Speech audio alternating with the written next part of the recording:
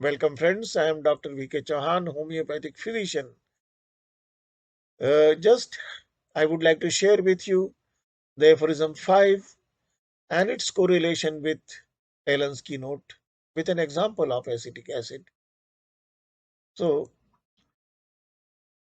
we homeopathic physicians, we are very much concerned with the cure of a case which we are dealing with and how to affect the cure, what are the things which are going to help us. That fundamental answers are lying in aphorism 5 because it is in a sense tells us what we need to know in order to make a successful prescription. And let us see what aphorism 5 is. Aphorism 5 tells us that for a physician, in assisting him to cure, are the particulars of the most probable exciting cause, which is generally in acute diseases.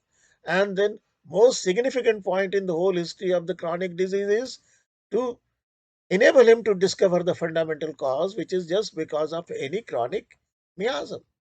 And then he tells us further, we have to elaborate our study in terms of the patient is find out the constitution. The constitution has got two components, the physical constitution and intellectual characteristics. These two things are very, very important, followed by his occupation, mode of living, his habits, his social and domestic relationship, his age, sexual functions. These are going to help us to individualize the patient. And aphorism 5 also tells us repeatedly, supplementarily in aphorism 794, footnote of 81 and 208, please ascertain the accessory circumstances. Accessory circumstances is nothing but your how you are dealing with the society, how you are dealing with the self, what are your habits. So these are the things which we need to take care of. And then you will be surprised to find that the Allen's keynote deals only about above features and nothing else. Therefore, Allen's keynote has the distinction of serving us since generations as bedside clinical and applied materia medica. And it gives only the basic prescribing totality in nutshell. What Hahnemann has directed us in aphorism 5, 7, and footnote 94 and 208. So let us see what are the headings which we are going to help us to illustrate our point of view. And these headings are, you will find, only these headings are given in a hidden form in Allen's keynote.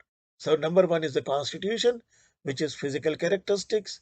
And then we have psychic component, which includes temperament and mind, will, understanding, emotion, and memory. Second important thing, which is very, very important, which is causation.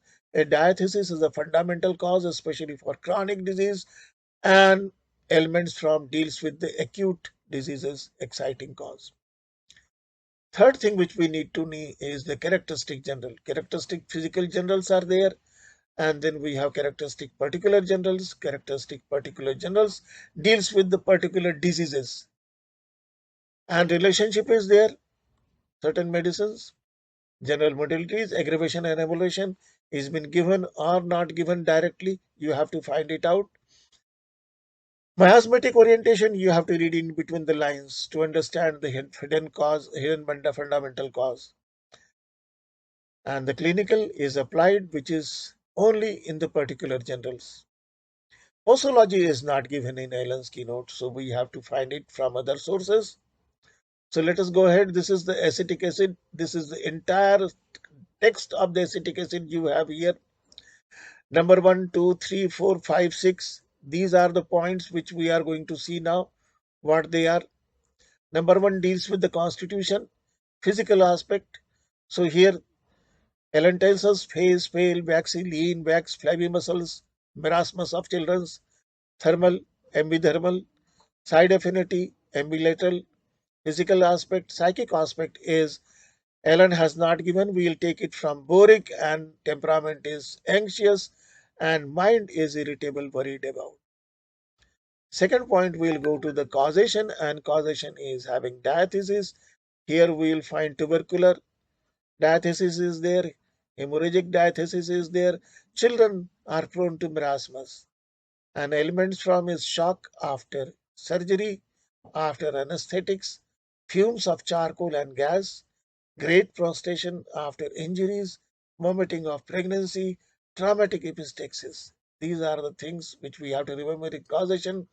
And third is the characteristic general. We are dealing with only generalities, characteristic generals, wasting diseases of children, thirst, intense burning, no thirst in fever, sour belching and vomiting of pregnancy, profuse salivation day and night, diarrhea copious, exhausting, hissing respiration, cough, especially on inspiration, cannot sleep lying on the back, and dyspnea is better lying on the abdomen.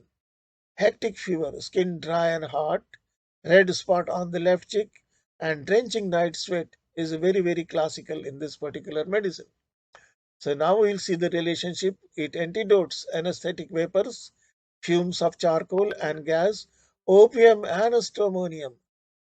Cedar vinegar antidotes carbolic acid. It follows well after cinchona in hemorrhages and after digitalis, especially in dropsy. It aggravates the symptoms of arnica and belladonna. General modalities include aggravation lying on the back and emulsion lying on the belly. This is a very peculiar symptom of COVID-19. Recently, we have seen that. Miasmatic orientation, because the remedy has got active bleeding diathesis, which is a syphilitic state, and psora is in the background. So acetic acid represents pseudosoric predominance. Applied aspect you will find. See the acetic acid text. Number one is adapted to, we have seen that patient is pale, so patient is anemic. Then he has got hemorrhagic diathesis, marasmus is there, great prostration and shock, GERD, vomiting of pregnancy, diarrhea, typhus, diabetes, croup, diphtheria, anactic fever, and last is the dropsy or anasarca is the characteristic conditions where we are going to apply it. And the posology we have constructed from the boric, and doses is the best suited third to 30th potency, repetition not to be repeated too often except in croup, and duration of action is 14 to 20 days. So let us go for the mnemonic, and mnemonic is from acetic acid itself. A stands for anxiety or apprehensiveness. C stands for can't sleep on the back. E stands for emesis, hyperemesis gravidarum. And T stands for tuberculosis pulmonary, night sweats, hemoptysis is explained by this. I stands for intense burning thirst. C stands for charcoal fumes, bad effects of. A stands for anasarca, and C stands for croup. I stand for inhalation excites cough, and D stands here for diarrhea, which is chronic and exhausting. Thank you very much for patient listening.